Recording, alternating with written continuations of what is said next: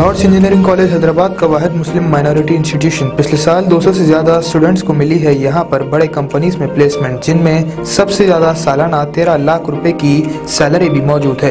Admissions और details के लिए नंबर्स पर कॉन्टैक्ट करें। तमाम इज्जत के साथ आपका खैर मुकद्दम करने के लिए तैयार है। मेरे अजीज दोस्तों और बुजुर्गों, लाल टेकरी डिवीजन में यहाँ पर मजलिस ने एक नए उम्मीदवार को आपके दरमियान में पेश किया है। मैं आपसे गुजारिश करने आया हूँ कि आप मजलिस के उम्मीदवार और मजलिस पार्टी को कामयाब करिए। आपने हमेशा मजलिस को कामयाब किया है और इस बार भी आपको मजलिस का इंतखाबी निशान पतंग का है। पतंग के निशान पर आपको बटन नहीं दबाना है, बल्कि अब की बार बैलेट पेपर होगा। बैलेट पेपर लेने के बाद जहां पर पतंग का निशान होगा वहां पर आपको स्टैंप या मोहर लगाकर उस बैलेट पेपर को एहतियात से फोल्ड करके आपको उसको डब्बे में डालना है। अब जो बात मैं आपके सामने करने को आया हूं, ये एक बल्दिया का इलेक्शन है और बल्दिया के इलेक्शन में जाहिर है बल्दी मसाइल है, बरखी के मसाइल है, आबरसानी के मसाइल है, मगर ये पहला बल्दिया का इलेक्शन है जहां पर बीजेपी, टीआरएस, कांग्रेस की तरफ से बल्दी मसाइल के ऊपर बात नहीं हो रही। अब मिसाल के तौर पर बीजेपी ये कह रही है कि हैदराबाद की वोटर लिस्ट में 40,000 रोहिंग्या लोगों के नाम है। बल्दिया का इलेक्शन है। बीजेपी ये भी कह रही है कि यहां पर टेररिज्म बढ़ रहा है। बल्दिया का इलेक्शन है और साथ ही साथ अब तो मरकजी वजीर इत्तलात, इंफॉर्मेशन एंड ब्रॉडकास्टिंग मिनिस्टर जनाब प्रकाश जावड़ेकर भी पैराशूट से उतर चुके हैं हैदराबाद में, और उन्होंने भी कह दिया कि कांग्रेस को वोट दिए तो मजलिस को फायदा, टीआरएस को वोट दिए तो ओवैसी को फायदा। ये इनका। अब कांग्रेस पार्टी क्या बोलती है, इन्हू बी टीम है, इलेक्शन बल्दिया का है, इन्हू बी टीम है, इन्हू वोट काटते। बल्कि कांग्रेस के एक बड़े ज़हीन एमपी हैं, बहुत ज़हीन है, बड़े अक्लमंद है भाई, और टॉप का दिमाग है, माने ट्यूबलाइट बोलना भी बेकार है। तो उन्होंने एक प्रेस कॉन्फ्रेंस में ये बोले कि पिछले साल नवंबर-दिसंबर में असदुद्दीन ओवैसी राजभवन में जब president of India Ramnath Kovind आए थे तो गवर्नर साहिबा ने पूरे पार्टी एमपीओ को बुलाया, भाई प्रेसिडेंट आ रहे हैं, आप भी, हम भी गए, सदर जमहूरिया है, जाना है। तो वहां पर उन्होंने एक वीडियो दिखाई कि पूरे राजभवन में 100 लोग बैठे हुए हैं। असदुद्दीन ओवैसी बीजेपी के जो मरकजी वजीर है, होम मिनिस्टर, सिकंदराबाद के एमपी भी हैं, उनसे अलग में कुछ बात कर रहे हैं। वहां साजिश कर लिए। बोला क्या दिमाग है रे प्यारे तेरा, माने राजभवन में सबके सामने मैं साजिश कर रहा हूं। मेरे को वही जगह मिली, दूसरी जगह नहीं मिलती। मैं आता था कहीं में नहीं। अच्छा, फिर टीआरएस के लोग बोल रहे, इनके एक पावर मिनिस्टर है, क्या नाम उनका, जगदीश्वर रेड्डी गारू। जगदीश्वर रेड्डी गारू बोल रहे, ओ बीजेपी वालों, तुम्हारे मोदी नहीं मिले वो इस हिसाब से अकेले में। ये पूरा इलेक्शन बल्दिया का है, मगर सबकी नजर किस पे, एक ही दूल्हे भाई पे जिसका नाम असदुद्दीन ओवैसी है।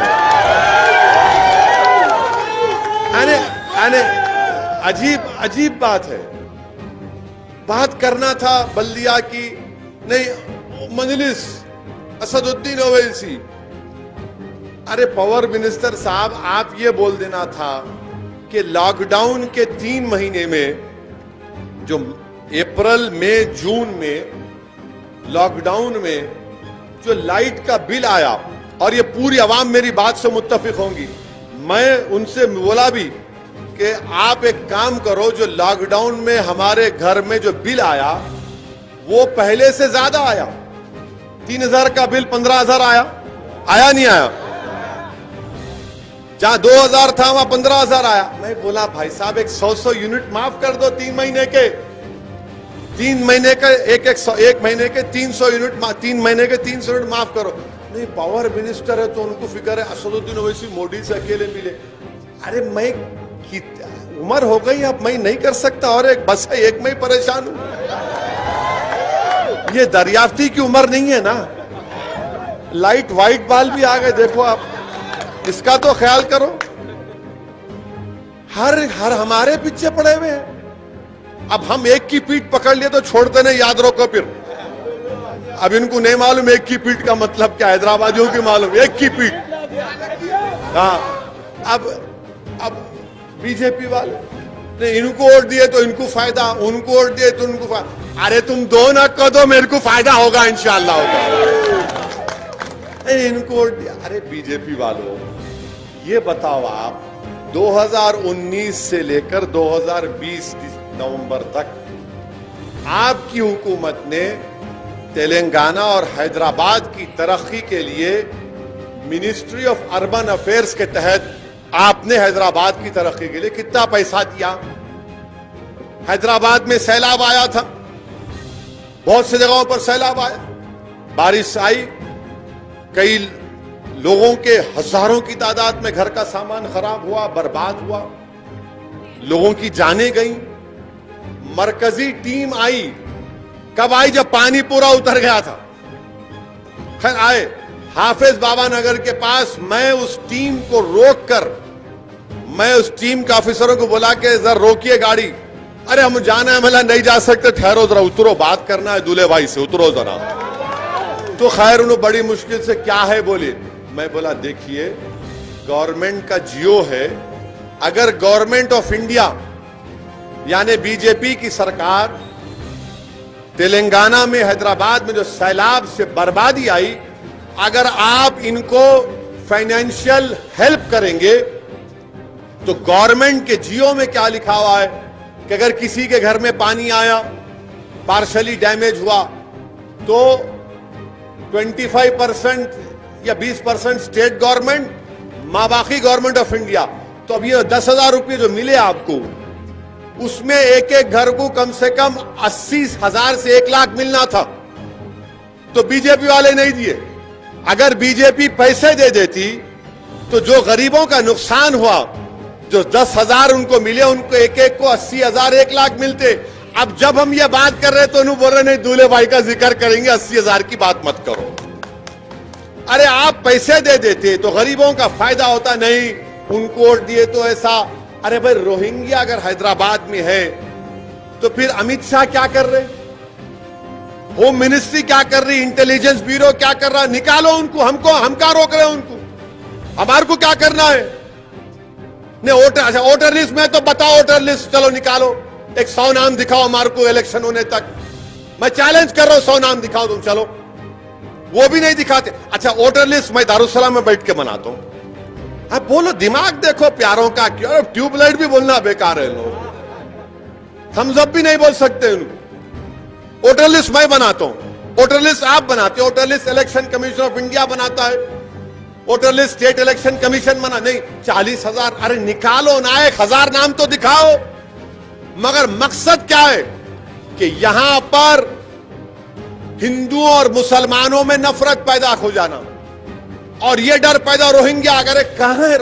हाँ रोहिंग्या है, उनको government of India, United nation मिलकर एक कार्ड दिए, कार्ड, वो कार्ड पे उनका आपका रिकॉर्ड है, कोई एक गलती करता पकड़ो को रोक रहे आप। मगर नहीं 40,000 यहां पे है, और उन्होंने ऐसा कर रहे, इन्हों ऐसा कर, अने बल्दिया इलेक्शन है पूरा गायब। बहस क्या हो रही? असदुद्दीन ओवैसी, मजलिस इत्तेहादुल मुस्लिमीन, टीआरएस भी बोल दिए कि हमारा इनसे अलायंस नहीं है। अरे आपके पास कौन गया था भाई? आपको ना, हमारे को भी नहीं होना, जाओ लड़ो, हम भी लड़ते तुम्हारे से। हम सारे हिंदुस्तान में जाके लड़ रहे, सिर्फ हैदराबाद में नहीं, बिहार में जाके लड़ रहे, उत्तर प्रदेश में जाके मुकाबला कर रहे, कर्नाटका में कर रहे, बंगाल को जाएंगे। नहीं हमारे से नहीं, नहीं जाओ, नो क्या है? कोई बात है? नहीं नहीं लड़ते लड़ो तड़ते कहां कैसा लड़ते लड़ते लड़ो, जो जगह बोले तैयार है अपन, कहां लड़ते बोलो आप। वो गया जमाना, आप वो गया जमाना, डराना डराना गया जमाना, भूल जाओ आप। हमारे से नहीं है जाओ देंगे ठेंगा ठेंगा कट्टी कट्टी जा देखेंगे क्या होता है हमारे से। अच्छा आप देखो, अरे सुनो यारो, अरे ठहरो जरा, तुम्हारे को भी अब अरे सनोवर है, आ गए तुम, तुम्हारे को टिकट नहीं दे, तुम नारे मार रहे, हाँ मुंह को नहीं लगना हमारे, तो अल्लाह क्या करना नहीं है क्या करना है, नको रखो, कौन पीछे पड़े, क्या कोई शादी करे थे क्या, वादा करेंगे खर्चा देने, सियासत है, आपको नहीं होना हमारे को भी नहीं होना, हम क्या बोल रहे हैं, हमारे को क्या करना है, हमारे में मजलिस में अल्हम्दुलिल्लाह इतनी ताकत है कि सियासी जो प्लेटफॉर्म बनाते ना उसको हिला कर रख देते हम, ये अल्लाह ने इतनी ताकत दी है। अब बार बार पूरा मेरे से आज मीडिया वाले एरागढ़ा में दौरा कर रहा था, यही बोले इन्हों ऐसा बोले आपके बारे में, इन्हों ऐसा बोले, इन्हों ऐसा बोले, इन्हों ऐसा बोले। अब मैं सोच रहा था क्या बोलूं, तो अचानक माशाल्लाह दिमाग में 3 मार शुरू हो गया। तो मैं बोला देखो हैदराबाद में कहावत है, गरीब की जोरू सबकी भाभी कहते है ही नहीं, है ही नहीं। वो क्या है मैं लाओ जाके समझो, अब नहीं बस आप हर चीज पर नहीं समझा सकते, ये क्या है, बोला यही है गरीब की जोरू सबकी भाभी। अरे कुछ इलेक्शन हो रहा, अच्छा बीजेपी वाले वो निकाले इलेक्शन मैनिफेस्टो, उस इलेक्शन मैनिफेस्टो में तो मजा आ गया। कैसा मजा आया, मोदी की फोटो नहीं है, दूल्हे भाई की फोटो है यार। अब बताओ आप, हैदराबाद के 150 सीट है मगर फोटो किसकी असौद्दीन ओवैसी की, और वो भी कैसी, टोपी पहन के दाढ़ी की फोटो। आ गए नहीं आ गए बोलो आप देखो आप, ये मजलिस की ताकत है। यानी इनको हमारी फोटो लगाना पड़ रहा, मोदी की फोटो पे वोट नहीं मांग रहे बीजेपी वाले, ओवैसी की फोटो दिखा रहे। अरे भाई साहब, इतनी बड़ी तादाद में हमारे हिंदू भाई, दलित भाई, ओबीसी से ताल्लुक रखने वाले मजलिस में शामिल हो रहे, आप ये समझ रहे ओवैसी की फोटो दिखाएंगे तो नहीं बोलता अब वाह क्या हैंडसम है रे, बोलते ना, हर आदमी अपने आप को हैंडसम बोलता, मैं भी बोल सकता हूँ। तो मेरी अम्मा है, फिर घर में हमारे और एक है, उन्हें बोलेंगे तुम क्यों नहीं बोले, तो बोलना पड़, मगर देख के बोलेंगे अरे वाह इन्हें अच्छा ही दिख रहा, इन्हें गुड लुकिंग नॉट बैड, और हो सकता है कि फोटो पे भी वोट मिल जाए इंशाअल्लाह होता है।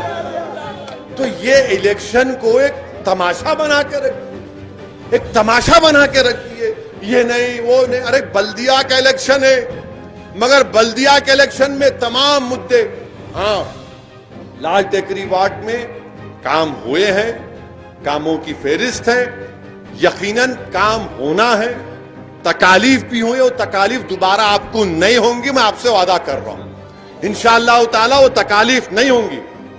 जो तकालीफ हुई मुझे पूरी इंफॉर्मेशन है उसकी, और इंशाअल्लाह ताला वो तकालीफ आपको नहीं होने देंगे, और इंशाअल्लाह ताला हम आपके सामने एक बेहतरीन उम्मीदवार को लाए हैं।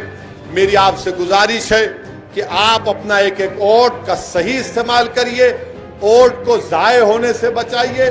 और ये बल्दिया का इलेक्शन इसलिए इंपॉर्टेंट है, ये सिर्फ लाइट मोरी नल का नहीं है, यकीनन ये रुकने बल्दिया की जिम्मेदारी है, मगर वोट हासिल करने का मकसद इलेक्शन जीतना भी है, मगर वोट हासिल करने का एक मकसद यह भी है कि यकजहती पैदा हो, ब्रदरहुड जिसको अंग्रेजी में कहते, ब्रदरहुड पैदा हो। और इसकी मिसाल क्या है कि मजलिस पर इल्जाम लगाते कि मजलिस फिरका परस्त पार्टी है, कम्युनल पार्टी है। जो मजलिस पर इल्जाम लगा रहे, मैं उनसे पूछ रहा हूं, बताओ 6 साल से जब से तेलंगाना बना, अल्हम्दुलिल्लाह शहर हैदराबाद में कोई कम्युनल राइट नहीं हुआ, कोई गड़बड़ नहीं हुई।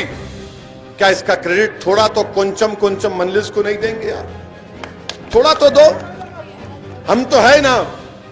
और मैं आपको याद दिला रहा हूं मैं आपको याद दिलाऊं ना, अपनी अना की तस्कीन के लिए नहीं कह रहा हूं।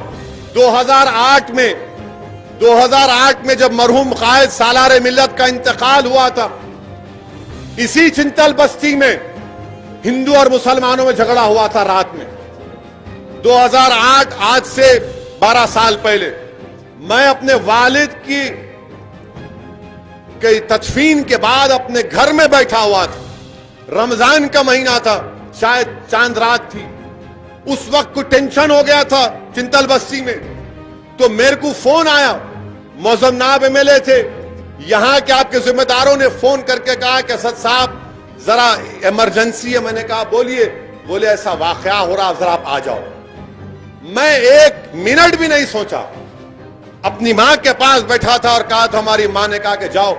मैं दौड़ता हुआ आपके दरमियान में आया। उस वक्त टास्क फोर्स में एक ऑफिसर थे, कमलासन रेड्डी थे। उनके साथ बैठ के हम हमारे हिंदू भाइयों से बात किए, मुसलमानों से बात किए। बात तो ज्यादा गड़बड़ हो गई थी, खत्म कराए 3-4 घंटे में। और उस वक्त भी हम दौड़ते हुए आए और ये इल्जाम लगाते, अरे दारुसलाम को आके देखो कभी। दारुसलाम वाहिद सियासी दफ्तर है जो सिवाय जुमे के हफ्ते का 6 दिन खुला रहता है। टीआरएस का, टीडीपी का, टीडीपी तो बुझ गई, टीआरएस है, कांग्रेस है, ये भी चले आते, और बीजेपी है। इनका दफ्तर कब एक्टिव होता? इलेक्शन का जब सीजन आता, बाजा बजरा, उसका इलेक्शन खत्म हुआ, ऐसा दिखता वीरान खंडर होगा। मंजलिस का जो दफ्तर है साल के 12 महीने खुला, वहां पर कोई भी राजमोहन का नाम लेकर आ सकता है या नहीं भी लेकर आ सकता, तो किसी से पूछा नहीं जाता कि तुम्हारा नाम क्या है। उन्हें आते आकर बोलते हमारा काम है, काम करो।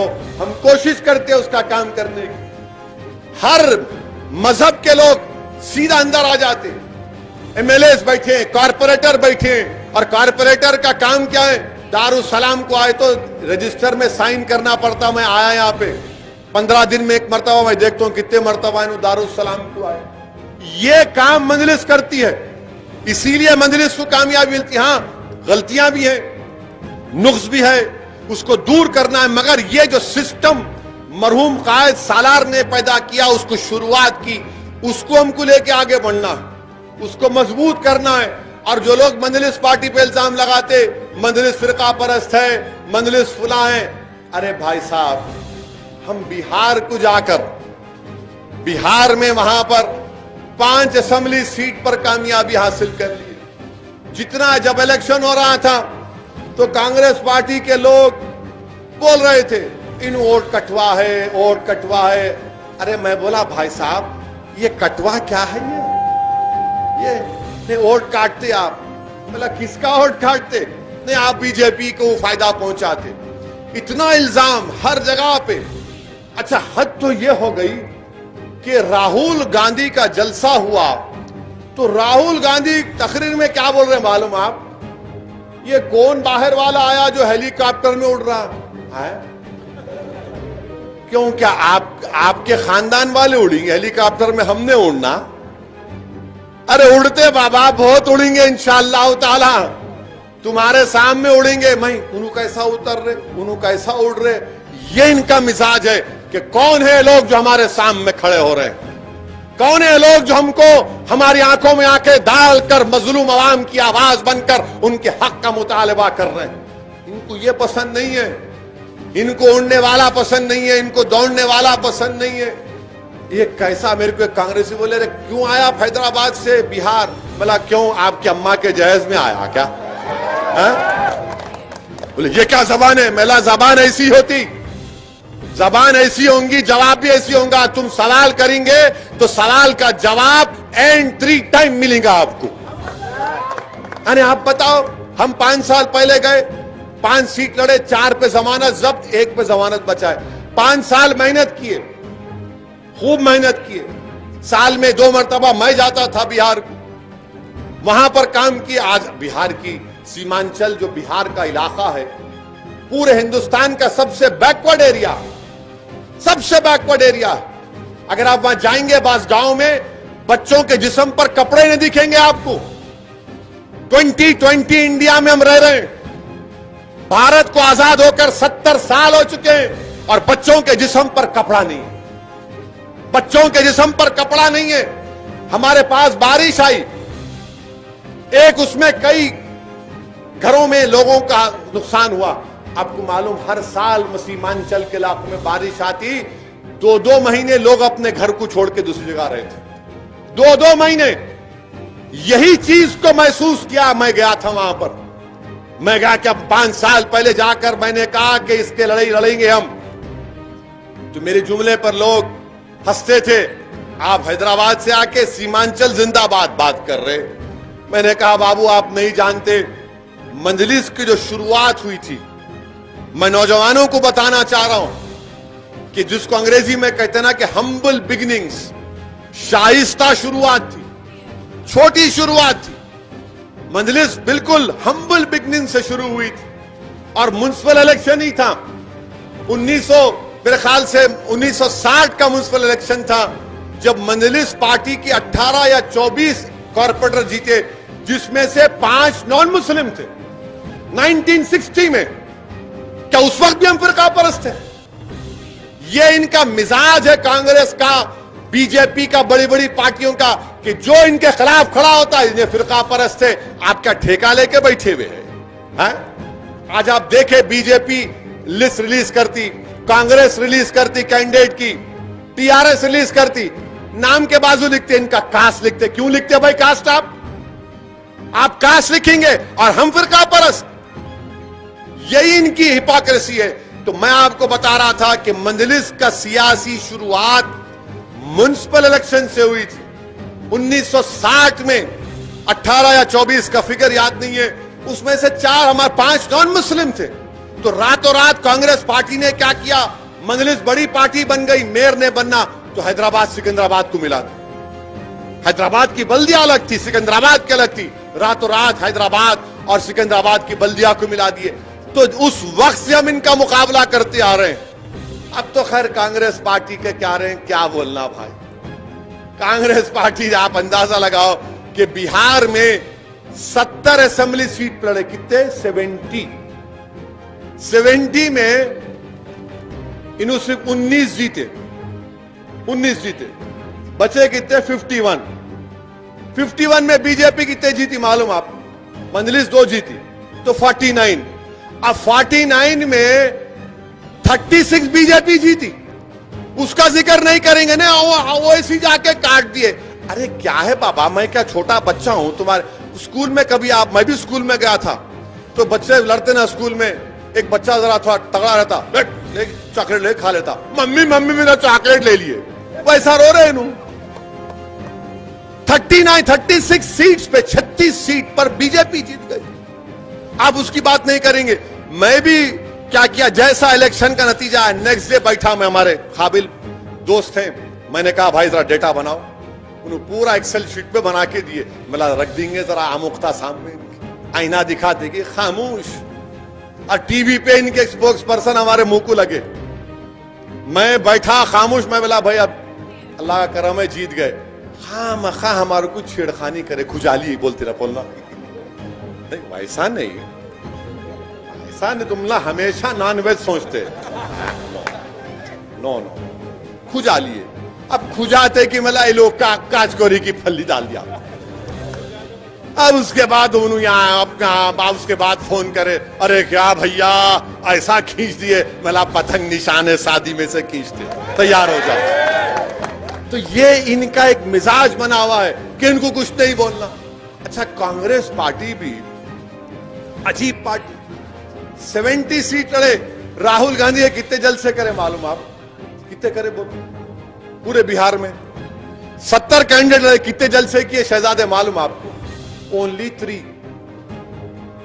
मैं 15 दिन बिहार में था, 20 कैंडिडेट के लिए 65 पब्लिक मीटिंग किया मैं। अल्लाह का करम है, अल्लाह आवाज भी सही रखा, कोरोना से भी अल्लाह बचा के रखे और पूरा सेहतमंद वापिस आए। 20 कैंडिडेट के लिए 65 जलसे किया मैं।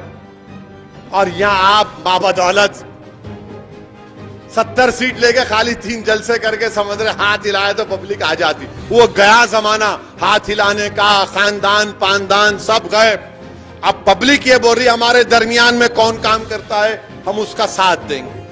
अब ये इलेक्शन इंपॉर्टेंट इसलिए भी है, मजलिस को वोट देना इसलिए भी इंपॉर्टेंट है, जरूरी है कि पूरे मुल्क में 200 म्युनिसिपल कॉर्पोरेशन है। कितने हैं? 200। सनोबर कितने हैं? 200। 200 बोलो। हाँ, 200 म्युनिसिपल खामोश हो अभी माशाल्लाह। 200 म्युनिसिपल कॉर्पोरेशन है पूरे कंट्री में। 200 म्युनिसिपल कॉर्पोरेशन में एक ही म्युनिसिपल कॉर्पोरेशन था जिसने CAA NPR NRC के खिलाफ रेजोल्यूशन पास किया। मैं माजिद हुसैन को बोला जाओ बल्दिया में जाके CAA NPR NRC पर रेजोल्यूशन पास करो। तो पूरे मुल्क में सबसे पहले अगर कहीं पर हुआ तो ग्रेटर हैदराबाद म्युनिसिपल कॉर्पोरेशन में मजलिस की नुमाइंदगी पर CAA NPR NRC के ऊपर रेजोल्यूशन पास हुआ। उसके बाद मालेगांव में हुआ। अब वो भी तकलीफ है बीजेपी वालों को, ये क्या कर दिए, ये कहां से आता दिमाग में? अरे दिमाग में बहुत से चीजें हैं, तुम समझ नहीं रहे हमारे को। हमने रेजोल्यूशन पास किया, क्यों पास किया? ताकि अवाम तक पैगाम पहुंचाया जाए जो धूप में खड़े होकर हमको वोट डाले कि उनके दिलों में जो तकलीफ हो रही है, जो कानून हिंदुस्तान के अंबेडकर के कानून के खिलाफ बनाया गया, उसके खिलाफ रेजोल्यूशन पास करवाया गया GHMC में। यह मजलिस का काम है। इसीलिए मेरे भाई, वोट सिर्फ लेना नहीं है, कॉर्पोरेटर बनना सिर्फ मकसद नहीं है, बल्कि यकजहती को कायम करना, ब्रदरहुड को कायम करना। और जब बातिल ताकतों के तूफान तुम्हारे घर पर आकर दस्तक देंगे तो उस वक्त मजलिस इत्तेहादुल मुस्लिमीन की तारीख गवाह है कमनन बातिल ताकतों के तूफानों को अपनी सियासी ताकत और तुम्हारे इत्तेहाद की कुव्वत पर उन तूफानों का खात्मा किया जमहूरी तरीके से। यह मकसद है। इसीलिए मैं आपसे अपील कर रहा हूं कि 1 दिसंबर के दिन सुबह सुबह अपने घर से निकलिए। मैं नौजवानों से खास तौर से अपील कर रहा हूं कि मोटरसाइकिल निकाल के जरा देखता हूं अब स्कूल में क्या हो रहा, मासाब टैंक में क्या हो रहा, बैठ काट मार के दे। नहीं मेरे भाई, मोटरसाइकिल या गाड़ी निकालिए, पहले अपने माँ बाप को, अपनी अहलिया को, अपने घर वालों को लेकर जाइए। उनका वोट डलाने के बाद जब मानो निकलो, आप जाके निकलो। और जब पोलिंग बूथ को जाएंगे आप तो बैलेट पेपर होगा। बैलेट पेपर में आप जहां पे पतंग दिखेगा, मोर उठाइए, ठपाटप ठपाटप ठपाटप ठपाटप ठपाटप ठपाटप मार के, और ऐसा मारना है कि शादी में से डाल के खींच साफ पूरा मैदान। अब आपसे नौजवानों से भी गुजारिश है, जरा मेरे भड़काओ भाषण को जरा उस पे डालो, किस पे? व्हाट्सएप में। वो फेसबुक फसाद बुक है, फेसबुक नहीं है, वो फसाद बुक उसका नाम। फिर उसके बाद आपके ट्विटर, स्नैपचैट भी है। अरे क्या क्या नाम बोले आपा, क्या बोला देखो हाँ हाँ वही इंस्टाग्राम। हाँ तुम है इंस्टाग्राम पे? हाँ अम्मा देखना पड़ेगा क्या क्या कारनामे कर रहे तुम। हाँ वो तेज है भाई। तो बहरहाल ये में मकसद क्या है कि अपना पैगाम पहुंचे। आप वो कर सकते, हमारी मदद कर सकते, सबसे अपील करिए। और ये पूरे आपके इस मोहल्ले में, इस गार्ड में एक एक हमारे बुजुर्गों से, हमारी इज्जतदार माँ और बहनों से मेरी पुरजोर अपील है, गुजारिश है कि आप अपना वोट इस्तेमाल करिए, पतंग के निशान पर अपनी पार्टी को कामयाब करिए। हमको अपने शहर को बचाना है, अपने शहर के अमन को और मजबूत करना है। ये आपका हैदराबाद है, ये मेरा हैदराबाद है, ये हम सब का हैदराबाद है, ये हमारी पहचान है, ये हमारा एक कल्चरल का सिंबल है ये। और सही मानों में अगर पूरे मुल्क में अगर कहीं गंगा जमुनी तहजीब या मुल्क की डाइवर्सिटी, मुल्क का प्लुरलिज्म कहीं पर दिखता है तो वो सरजमीन हैदराबाद पर नजर आता है। इसीलिए आप तमाम से मेरी गुजारिश है कि अपना एक एक वोट का इस्तेमाल करिए, मजलिस पार्टी को कामयाब करिए। ये समझिए कि आप कैंडिडेट हैं, आपको अपने आप को कामयाब करना है, अपनी पार्टी को कामयाब करिए। यही चंद गुजारिशात मुझे आप तक कहना था। मुझे एक और मीटिंग में जाना है, इसलिए आपसे रुख्सत होता हूं। वाखिर दामन अल्हम्दुलिल्लाहि रब्बिल आलमीन। अस्सलाम वालेकुम। NAAC और NBS accredited Lords engineering college Hyderabad का वाहिद मुस्लिम माइनॉरिटी इंस्टीट्यूशन जो उस्मानिया यूनिवर्सिटी से एफिलिएटेड है। वर्ल्ड क्लास लैब्स और काबिल प्रोफेसर से भरा हुआ। पिछले साल 200 से ज्यादा बच्चों को बड़े कंपनीज में प्लेसमेंट मिली है, जिनमें सबसे ज्यादा सालाना 13 लाख रुपीस की तनख्वाह भी मौजूद है। डिटेल्स के लिए इस नंबर पर राब्ता करें।